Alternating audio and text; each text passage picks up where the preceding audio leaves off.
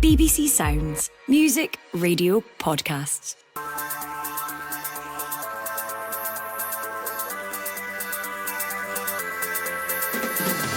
Hello, I'm Phil Goodlad, and this is the Scottish Football Podcast. All the news, the views, the analysis you need on the day after April Fool's Day. Yes, it is Wednesday, the 2nd of April. We've got a feast of football for you, hey. Oh, goal! Oh, Kevin Nisbet, he saved the best for last. He's had a strike from must be 30-odd yards. We take a closer look at the battle for a top six finish. And it looks like summer conversations to be had at Celtic Park. We've obviously analysed our Rangers' performance and knew some of the areas that we needed to be better in. And I thought the players dealt with that so well. I think for all the players to come back and play with that connection and that authority, I was so pleased. What does the future hold for manager Brendan Rodgers? And that's not the only managerial position creating debate in our game. I got a reaction. That's the most important thing for me. Look, I'll always stick behind my group of players. They're a brilliant group of players to work with. But this is not a quick fix. Speculation continues to mount over who will be Rangers' next permanent manager. The Scottish Football Podcast from BBC Sports Scotland. I'm delighted to say, with a say in all those things and more, we have Cammy Bell, the former Rangers and Scotland goalkeeper. Cameron, good morning. Morning, Phil. You good? I'm good. Do you have a middle name? I don't, Phil, no. A bit disappointed that I don't either. Don't be, because the greatest of people in the world don't have middle names, as a Phil Goodlad with no middle name says. Cillian Sheridan, good morning. Do you have a middle name? I do, yeah. Do you? What is it? Yeah, it's Cillian Aina Sheridan. Aina? Aina. How do you spell that? E for the A-N-N-A. Ah, Aina. It's very fun. I was actually recently discussing that with someone. That's really nice. It's funny, I looked up both your Wikipedia sites, and that middle name is not mentioned, Cillian. It's just a... No, I've only recently taken it back on. I was kind of... My younger self didn't like it, and now I'm appreciating it now. Do you think, though, you have the power to just drop names that your parents gave you? You don't. You're stuck with it for life, whatever it is. Well, I got 35 years of doing it, so... But you've been to one or two clubs, as we've debated many times in the past, Cillian. When you sign your contract, do you put the full name, or is it just initialed CS? No, it's full name, yeah. Okay. Full name. I really have no other way for this debate to go. It's written here, Cammy Bell, Cillian Sheridan, and I thought, that's strange that you don't have any middle names, but you do.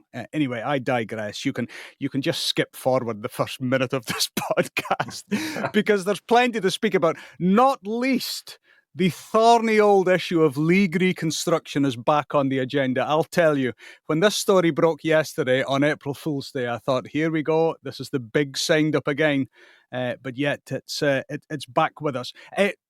Top of the, I guess, the sort of the billing, Cammy, would be, do we expand the top flight in the men's game, or do we cut it from 12 teams back to 10, which it used to be 25 years ago? What's your thoughts?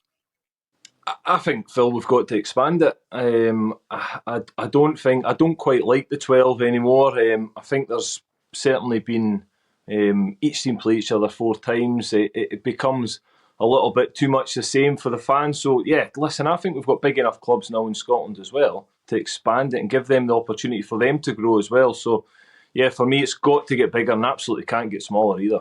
The problem, of course, with creating a bigger top flight is fewer derby matches, and in particular one derby in Scotland's biggest city. And not only that, but how many times the other teams face Rangers or Celtic, which is, at the end of the day, the money-making match in Scottish football. Yeah, I think so. Listen, we all know that the TV companies want the Old Firm derbies. That's what they want to be able to go and show their audience. But listen, for me, I think we need a little bit of freshness about our game. So if we can expand that league, then absolutely do it. As I said before, I think we've got big enough clubs now that can generate good crowds. we're starting to see some clubs who, in the past, were giving free stands to Rangers and Celtic, aren't doing that anymore. So they're not solely looking at the income coming in. They're trying other ways to generate income for their clubs. So, listen, I think we're at a time just now that we've got potential of trying to change it. And certainly for me, it's got to be expansion. Cillian, what about you? Yeah, no, I'm the same. Thought it was a bit like it's the one thing you hear everyone talking about. They say they want this expanded, more teams, and then they come out and announce that they're actually going to reduce it and do the opposite to what everyone is saying. It is a bit, and like you're saying, on April Fool's was a mad day for it to out like.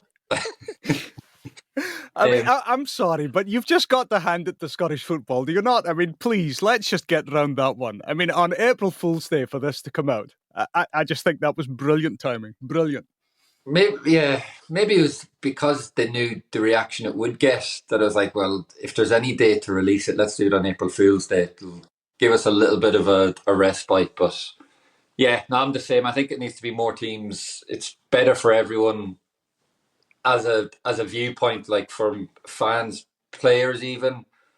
I get the clubs that are kind of doing it to almost save themselves, which in a league where there isn't so much money for the majority of the teams, they need to try and squeeze as much out of it as they can in terms of how many times they get the bigger teams and stuff like that, more television games. I think the problem starts when the clubs are in control of it as opposed to the league itself making decisions. When clubs are voting themselves on what happens, it's hard to really get the best outcome, I think. Yeah, football democracy, it's totally overrated. Totally overrated. If Cillian Sheridan ruled the world then in Scottish football, what would the top flight look like? How many teams? I'd like 16 teams. And then 16 teams with like a top... I think the split works now. When I first came over and saw the whole split thing, I just never really got it. But then I think the last few years it's been quite interesting. Even this season, like it adds a little bit to it. If the league is wrapped up, if relegation is kind of wrapped up, it does add a little bit of excitement to things in terms of teams getting into the top six. There's a chance for teams to get European football or to even just be in with a shot of it. And then it also that thing of teams voting to keep all the bigger games against. I mean, it's Celtic and Rangers are the games they want. It's also the reward for them if they can get into the top, whatever it be, top 6, top 8. I just think it works better for everyone. Yeah. So much chat about top flight reconstruction. Of course, there's been conversations held lower down the Scottish football pyramid, particularly the Lowland League, about potential league reconstruction there. All to be discussed at a later date with the powers that be. For now, though, let's focus on the top 6 and the battle to get into it and to stay there. A top 6 that, who knows, might not exist in 2 or 3 seasons' time if league reconstruction takes place. Cammy, give me right now your top 6 teams if we are saying that Rangers and Celtic and Hibs are the top 3 at the moment. Who's 4, 5, 6 for you? Well, in which order? You want in the straight order that it's going to end up in? Yeah, let's go straight. Well, I think we'll look at, obviously you've mentioned the top 3 there. I think Hearts will get in it. I think they'll definitely be in it. I think they possibly could finish higher in the season. So I'm going to put them in at 5th. I'm going to put Dundee United in at 6th. This is the way that it'll end at the season. And then obviously you would have Aberdeen in there as well with Hibs. So yeah, listen, I think what's going to happen now is I think Hearts will make it. Sorry, I think they'll make it. When you look at their games, they've got Dundee United this weekend. If they win that, they're probably going to make the top 6. They've done the hard work now for me, so I think it'll be them that'll make that final top 6 spot. And you think that defeat to Celtic last time out, that was just an aberration? Yeah, listen, games at Celtic are always difficult, so we know that. They've been on a good run away from that, so there's no reason to tell me they can't go and win, especially because they're at home to Dundee United as well. I think they'll go knowing they need to get the job done, and they'll want to get it done as quick as possible. So, yeah, for me, it'll be Hearts that'll make that top 6 spot. Cillian, what about you for your top 6? The same teams? Probably the same, yeah. Yeah. You know, I'm surprised that none of you have thought St Mirren, because they looked really tasty. And I know you can look really good against a poor side, and Kilmarnock were poor last weekend. But St Mirren seemed to have found a bit of form with 2 games to go. I just think probably the fixtures land better for the other teams. I think I'm kind of putting Hearts as almost like a banker that I think they'll make it. St Mirren, probably harsh on them to just dismiss them making it, but I just think Dundee United have been so solid all season, and they've kind of picked up a little bit of form there or confidence there that I think will see them out for the next 2 games. I just think it's a little bit too late, Phil, for St Mirren. I think that, yes, they're still in my shot. Absolutely they are. But I just think they've maybe left it a little bit too late. When you look at their fixtures, yes, they're winnable fixtures for them. Certainly away to Dundee, which will be a difficult fixture, and then they're home to Ross County. But these teams as well are scrapping for stuff. Ross County are wanting to get themselves as far away from that relegation spot and the playoff spot as possible. So they're all going to be difficult games and very competitive. But I just feel as if it's maybe a game or 2 late for them. Yeah, St Mirren in 7th, a point behind 6th placed Hearts. What about Motherwell? I'm posing the question, what about Motherwell with Michael Wimmer in charge? I mean, they go into Ibrox, they played really well to get the win, and you almost think that, you know, the Michael Wimmer era is up and running, but it now seems to have taken a bit of a stumble because Aberdeen were good last time out against Motherwell. But Wimmer's comments at the end of the game, speaking about how his team just gave up, didn't strike me as somebody that was happy with what he has at his disposal on the park. No, again, I think when you look at it, he obviously wasn't happy with the result, wasn't happy with the performance, but they had that initial reaction, then it's kind of been a little bit up and down. I think there's a big game at the weekend for them when they're away to Kilmarnock. Kilmarnock, we know, are really struggling at this moment in time for a result.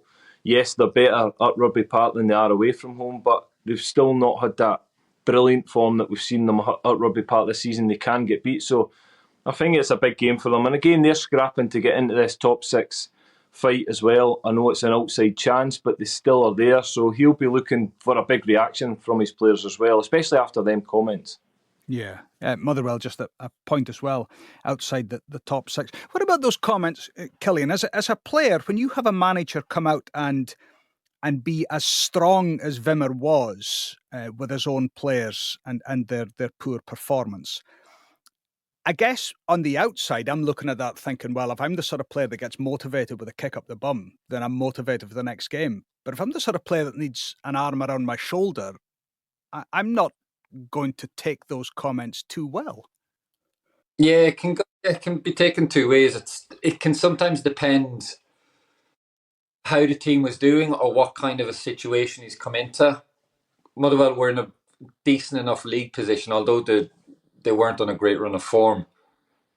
It can be a case of if a manager comes in and starts criticising them, the players can be like, well, we were doing just fine before you came in, kind of thing.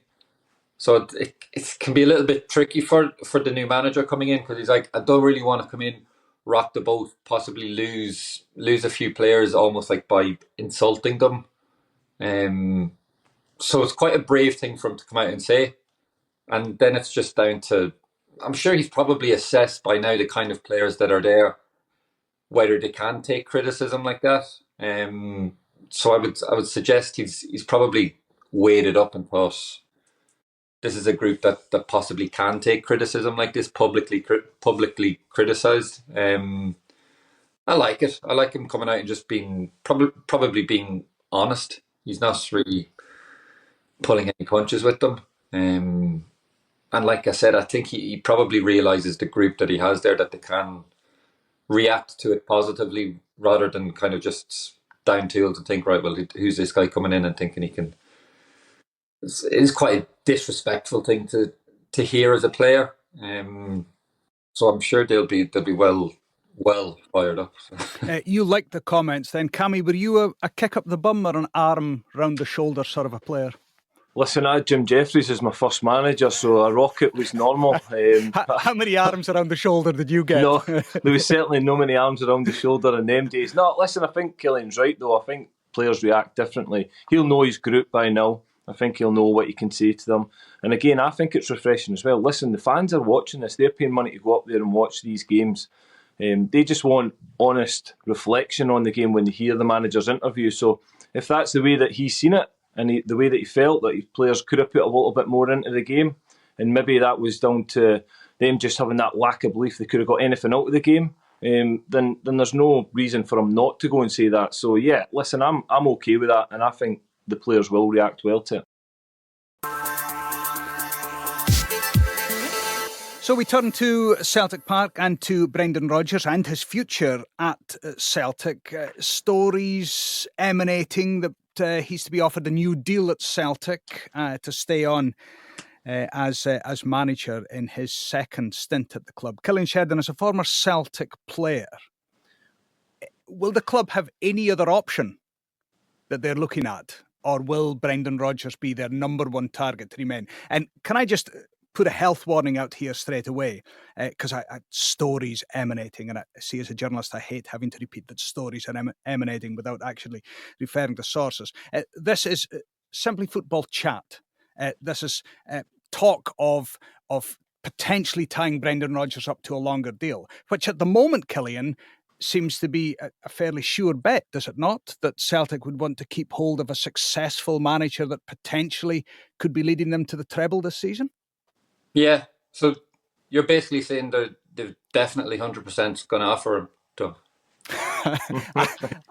I'm saying that those who are emanating these stories are suggesting that a deal could be imminent, and you can read between the lines there. No, it is just chat as we get towards the end of a season, usually. But it was interesting that there should even be a topic of conversation. Or am I misreading the situation that Brendan Rodgers wouldn't be offered an extension to his deal? Yeah, I don't see. It's not really news. It's probably what we'd expect. Come in, he's done fantastically. He's probably improved since the last time. They're in terms of in Europe, they're challenging. They're much better than previous years. And I think that's where he was going to be rated on how he done and how he was judged on how he improved the team in Europe. I think he's come in, he's done that. Possibly, I think he'd probably prefer to have been given a little bit more to go into those games in terms of transfer-wise and players, but even still, I don't think he can complain too much in that regard.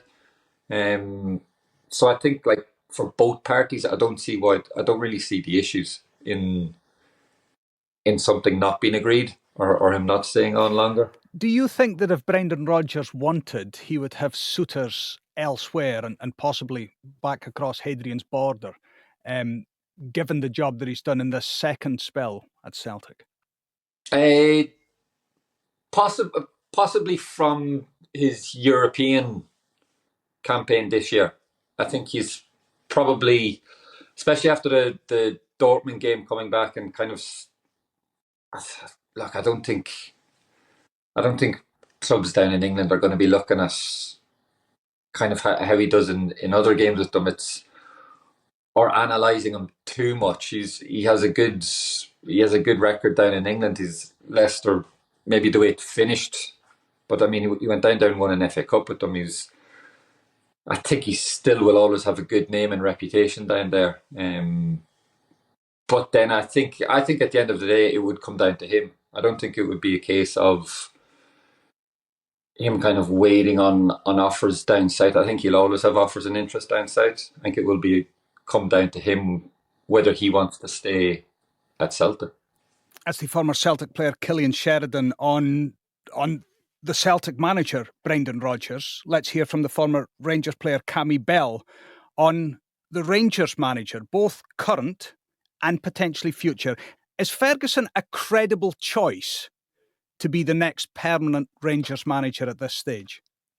Yeah, I think he is. I think he's put himself certainly in the frame for being in the conversation. Listen, it's all going to come down to the new ownership of the club and what direction they want to go in. But at this moment of time, if you're looking at managers available, the way that Rangers have went about their business since Barry's came in, and his backroom staff as well, because I think the backroom staff and as a group together make it such a strong coaching group, with Neil McCann, Billy Dodds and Alan McGregor. So yeah, I think he's in the frame. I think he's done ever so well since he came in. He's definitely got a reaction. There's a bit more about Rangers. Yes, he said in his interview there's huge parts in that Dundee game that he's not happy with, that needs to improve, that's not good enough. But again, they got the result. Would they got the result under Philippe Clement when they're 3-1 down? Not for me. I don't think they would have. So I think they've got that fight, that spirit, but they need quality as well. So I think he's in with a shout. But again, I think there's other names that are getting bandied about that potentially could be great for Rangers as well, that have got huge experience. Yeah, well, some of those names, Sean Dyche, former Everton boss, former Denmark manager Kasper Hjulmand, ex-Norwich boss David Wagner. I have to say, all those three in this magical email that dropped in my inbox, all 33-1. A much better price is one Jose Mourinho at 10-1, Rafa Benitez at 25-1. I mean, of course, the bookie's just having some fun. But of those three, Dyche, Hjulmand and David Wagner, are those credible alternatives to Rangers as managers? Yeah, listen, it all depends on new ownership. For me, Phil, again, what they're going to come in, what they're going to tell a manager, again, with regards to where they want the club to be, financially, what they're going to give these managers as well for their transfer budget, because that's all going to play a part. If the new ownership come in and say that they want Rangers to be competing in Champions League football, then that's an attractive club for a lot of these managers to come into. Yeah, it's a massive club. It's a huge footballing club. But again, these managers will want to hear that they can be competing at the top level. So listen, they're exciting names that are out there. Whether they're realistic, we'll soon find out. And obviously, as I say, for me, Barry Ferguson's name's got to be in the conversation the way that he's went about his business. We'll leave it there. Thank you very much indeed. Cammy, no middle name Bell. Cillian, Sheridan. Cillian, remind me of that middle name of yours? I was going to wait and see if you had it in you there. I could not. Listen, you know by now I don't have it in me. I wouldn't be insulted. It's only the middle name. And what is... Aina. I like that.